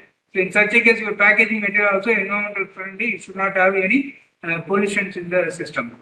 So that is also very important. With this, I thank our director and the PMFME team for organizing such a wonderful program and giving this opportunity to share some of the importance taking place in the packaging of mushroom and other value-added products. So thank you very much. Thank you so much, sir, for such an excellent presentation on packaging of mushroom-based products. Sir, we have one question from the participants. Okay. How to avoid the moisture accumulation in perforated packages, sir? Moisture accumulation in perforated packages, for example, which means that the perforation what you have, that is not sufficient to release the produced gas from the packet. So normally sometimes the people will do the perforation by using some tiny pins. So what the polymer will do when you make the perforation, it will be open and the polymer again it will try to rejoin. So that time that perforation will be closed. So in such a case, that vapor, that moisture, the gas, what it is produced, if it is not coming out, so the condensation which will form. So in such a case, you have to increase that micro holes. Normally they will say for 100 centimeter square, so 1 to 2 micro holes they can put it. For example, you have 10 centimeter by 10 centimeter. Okay, so 100 centimeter square area. So there you can put 1 or 2. That micro holes will have some 1.5 mm or 2 mm dia, so that you can make it out. Yes. So Thank the you. problem is the condensation. Okay, that the gas should be comes out, so that you can avoid that moisture accumulations. Yes. Thank you so much for the clarification, sir. That's all. Thank you very much. Thank you.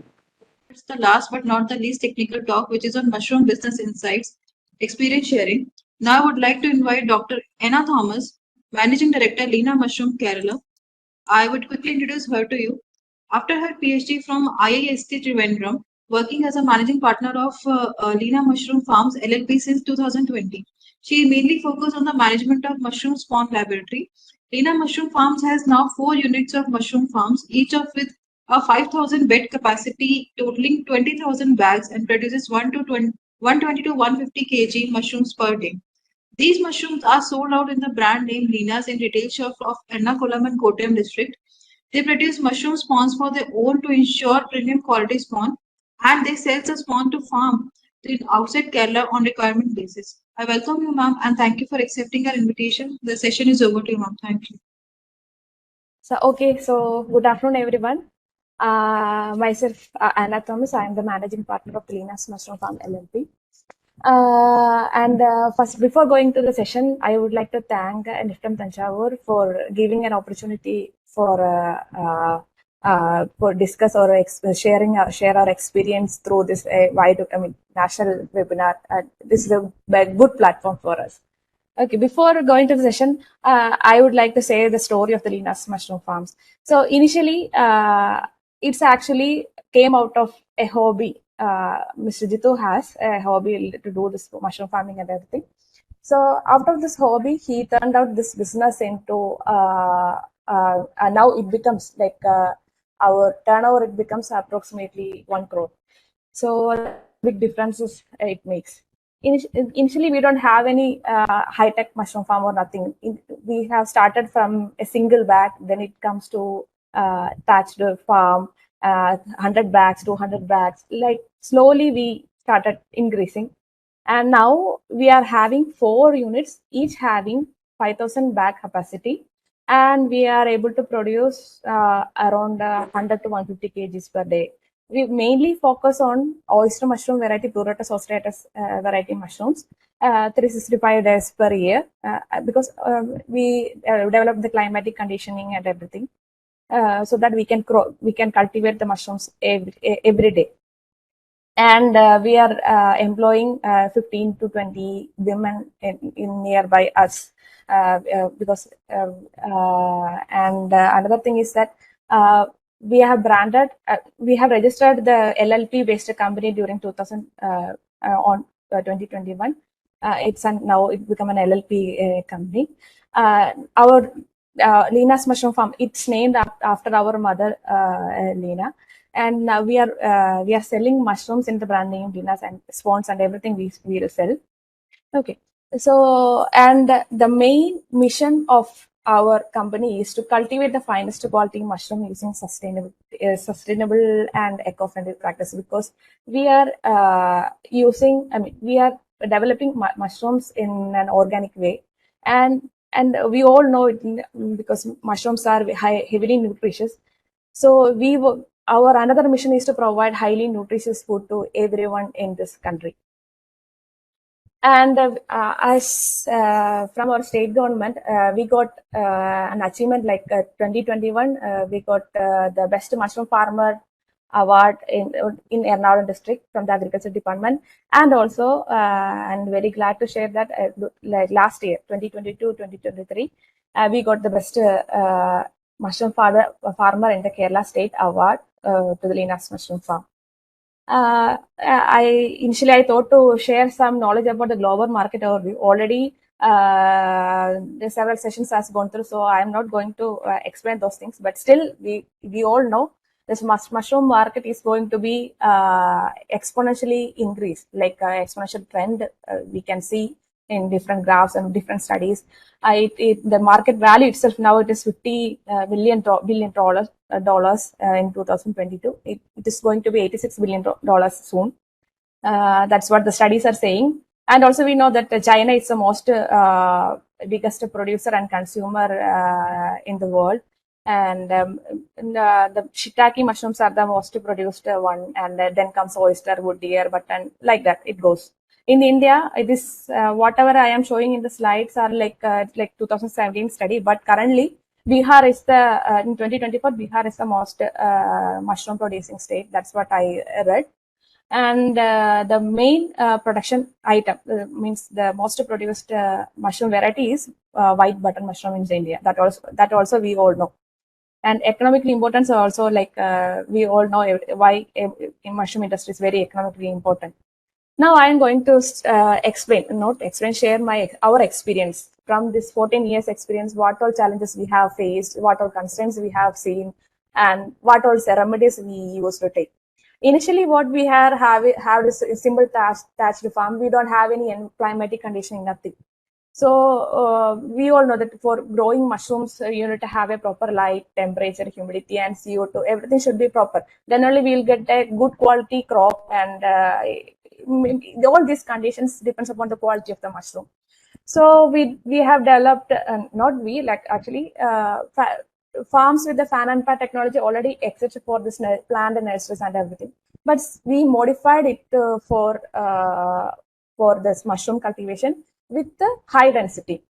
That means in this evaporation pads, the water will be circulated over 24/7, and this exhaust fan will make the CO2 levels proper, and the good airflow they will make, and also temperature appropriate for the mushroom growing. And and also we have focused on the vertical farming structure. So in normal farm, without any fan and pad system, maybe people can say in 1,000 square feet they can only hang 1,000 bags. Instead of that, here we are hanging in 1,000 square feet area, 5,000 bags we are producing. Cultivating. And the main benefit is that the quality of the mushrooms will be better, and the life will be like 2 days. It will be in the room temperature. It will stay for 2 days, and in refrigeration condition, it will definitely it will go to 5 to 7 days with a good quality. And another thing is that with high density farming, we need only very less area. Maybe I already said in 1,000 square feet area, we are hanging 5,000 bags. That too yielding some average of 30 kgs per day. That's what we are getting. Okay. And another when it comes to the bagging, sterilization, and inoculation, we want to focus on the eco-friendly practices. That's why we were doing the steam sterilization method, or the autoclaving. That is the sterilization method we are using. And the medium or the substrate which we are using is making use of rubber sodas, because in Kerala, in middle of the Kerala, it is the mostly available thing, and which is very cheaper. That's why we are focusing. Maybe in northern part of India, there will be bagas or paddy straw or corn straw, whatever available, wheat straw, whatever available, people make and use. But in here, it is very cheap. That's why we are using rubber soda substrate material. And another thing is that it is very easy to handle. Even all the climatic conditions we can handle. When people used to sterilize with wetting method, people use, because in rainy season we cannot dry it. Anyway, here we are using water only at the time of making the bags. No need for in our farm conditions. We don't need any water spraying, fumigation, not fumigation, fogger system, ultra fumigated. Nothing we not need, because all the things are taken care of by the fan and pad system. Okay. Another thing is that we are using, initially maybe in the previous pictures you might have seen the bigger bags. Now we came to the smaller bags, because it is the most globally, it is the what to say, the method. Maybe we can the bigger bags will be more labor oriented, and this can be made from machineries. Like you can scaled up from what to say. Here we are producing per day like 1,000 bags per day we are producing with the help of the machineries, and the inoculation and everything is done in the clean room conditions. And we are, after making this bag, we were autoclaving it for like in 121 degrees Celsius for few hours, like 6 to 8 hours. We were autoclaving, so that it will sterilize completely. And what is the difference? You can see that from the previous picture to this picture, you can see that the density from high density to ultra high density.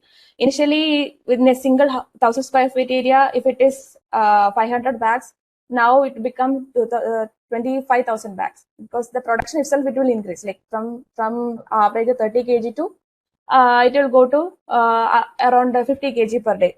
That will the production difference, because that much packing is possible with the small bag. And whatever amount of it, and also that this is the most universally accepted things. Even China, Thailand, Vietnam, everywhere, this method, top spawning method, is the method of inoculation people used to do.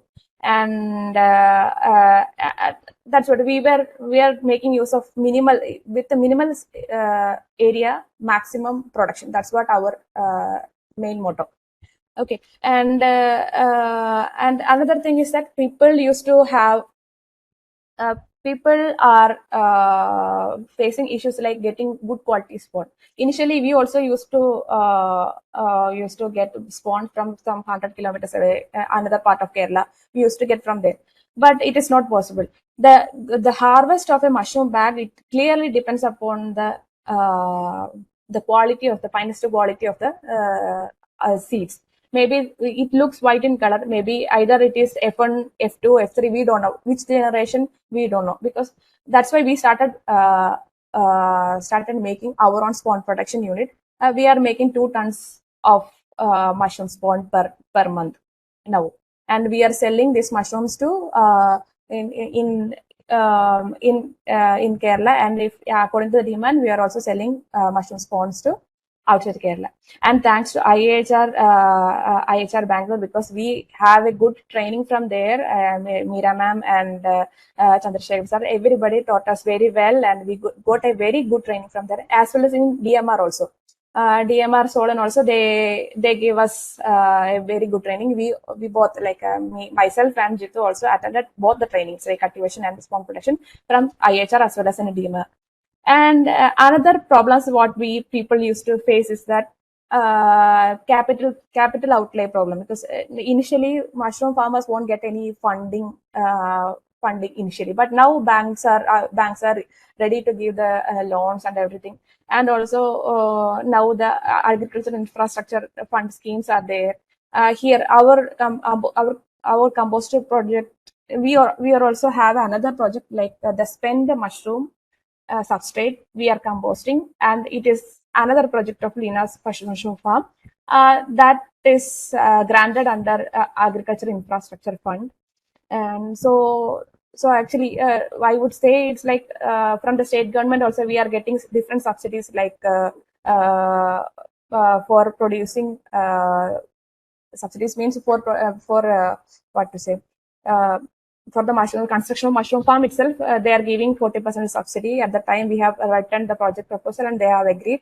And another thing is, like for the compost project also, they have granted the 40% subsidy. So likewise, government is supporting a lot nowadays, and the bank also have the great support up now for the agriculture field.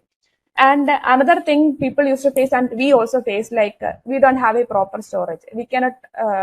We are producing a lot, so we should have a proper storage. Later, we bought a walk-in refrigeration unit so that we can keep the freshly harvested mushroom to 4 degrees Celsius, so that there is no damage to the harvested crops.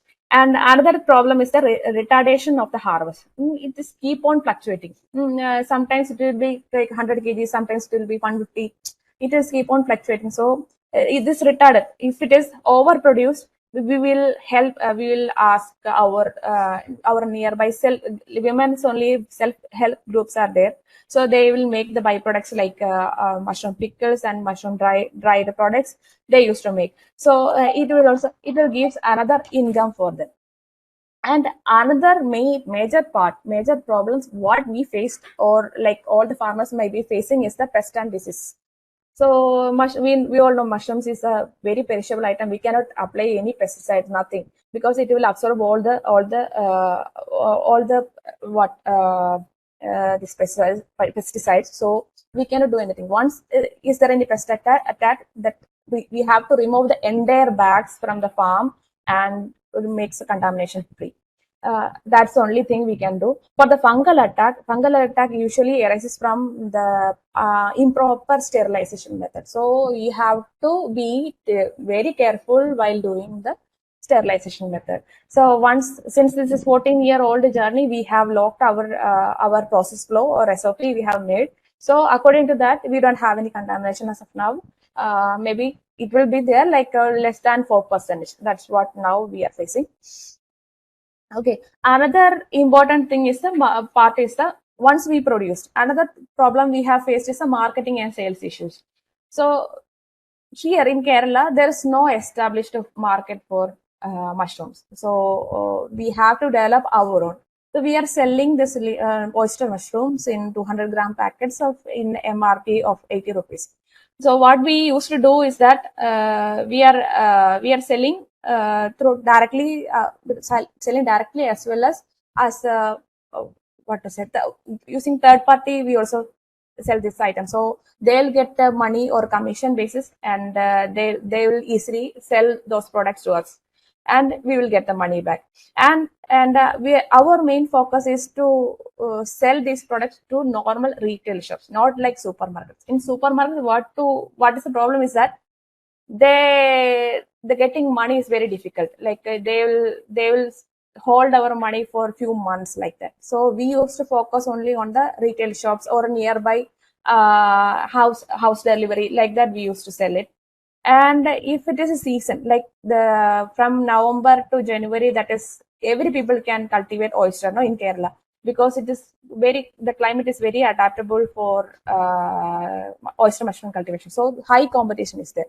So that time what we used to do is that we will maintain the quality, because our farms has the quality, because only for putting the bags and removing the bags and for cropping we need to visit our farm. That's the main thing, and we don't need to go for watering, spraying, nothing. We just for harvesting we need to go inside the farm. Okay, so that much quality will be there if we are not directly watering the bags. Okay, so another thing is we want to increase the MRP rates of the mushroom, because rather than that, we used to reduce the making cost by mechanization, or that cheapest substrate. We used to take the cheapest available things, so that we can maintain the MRP, and we don't need to increase it. So the competition rates will be there always. So that's the main marketing strategies what we used to sell. And you all know like what all the marketing dynamics, because nowadays rising demands are there because of that. All people started knowing the health benefits of mushrooms and mushroom based products, and also that the plant based vegan diets are also now trending, because these mushrooms have the umami flavor, and the technological advancements are there, because all the vertical farmings and AI advanced controlled environmental conditioning, everything is possible. So all the things are taken care of. We are able to sell with what I can say is that the finest quality of mushroom will make a customer to buy that product. So if the product quality is cheap, I mean it's not good, there is nothing we can do. So make the mushrooms or whatever the harvest should have to be a very good quality. And what all the sustainable practice we are focusing is the as I told you, like since we are using the sterilization method, steam sterilization method, we don't need any large amount of water. Only that sawdust need to be wetted. That's it. Another and the energy requirement also less, and also land also very minimal, because we are having 4 units like 1,000 square feet area. Each is having 25,000 bags capacity. So you can imagine our entire farm work area, inoculation room, spawn laboratory, and office, everything is under 30 cents of land. Okay, so you can imagine. And for the raw material we use, I told you we are using the sawdust as the substrate. And after the mushroom harvest over, we use this spent mushroom substrate for the fertilizer, or like we are using this for the firing of our autoclave, not autoclave, the boiler. So we are recycling this waste. So there is no waste is coming out of it. And people can ask, like the polypropylene bags that also we used to give, we give for recycling purpose. And another thing is if you can see from the earlier pictures that we are having the vertical farming structures, and so it is ultra high density, so that in minimal area maximum production, that is our motive. And so what is a social and economic sustainability? You can say that we are hiring people from our local area, so it will help to develop the local economy as well. And what is our future outlook is that maybe the global trend is keep on changing, because the diversification of the mushroom varieties is coming, like not only the Pleurotus austratus and different specialty mushrooms, government mushrooms, everything is there. So instead of our oyster mushroom, we are also started growing lion's mane, wood ear mushrooms, and pink oyster, elm mushroom, everything in our farm, so that in future we can scale up, and we can we can develop the byproducts out of it. And in future, maybe instead all the varieties we are going to give to our local markets, and we will be more focus. Our more focus will be on the sustainability, and we are also planning for the technological advances. Like, since now the machines are only for bag making. For inoculation and harvesting, still people are doing. So it is a little bit labor oriented. So we are also planning to have we are also focusing to develop such a system to automatically harvest the mushrooms, and that's what we are planning. And for the consumer preference are changing, because earlier it was button, and now it is going to be oyster, maybe later like shiitake or whatever it will comes. So we are focusing on, now we are going to focus on the health benefits, and educate the customers, so that they have to be well aware of the health benefits, and they'll get a good knowledge, and the more they will be attracted to the mushrooms. That's what we are planning to do. And also we are planning to scale up our business to now it is 100 to 150 kg. Now we are planning to have a 1000 kg production in coming year. That's what we are planning to have. Plans we are having, and that's it. Thank you. Thank you, team NIFTM Tanjavur, for giving the opportunity. If you have any queries, please contact or email us. Thank you so much, ma'am. It's really very inspiring for all of us about your mushroom production in your company. Thank you. So we came to end of all the technical sessions. I hope participants might have got clarity on mushroom processing and value addition. So I thank all the technical speakers who provided valuable insights on mushroom processing and value addition, and also the marketing strategies of all these products. Even we have entrepreneur sharing session also. So thank you so much for being patiently listening with us. On behalf of NIFTM Tanjavur, I thank all the technical speakers and also the participants for their patient listening. Thank you so much. We need your continuous cooperation and support for the future webinars also. So we are closing the webinar now. Thank you all.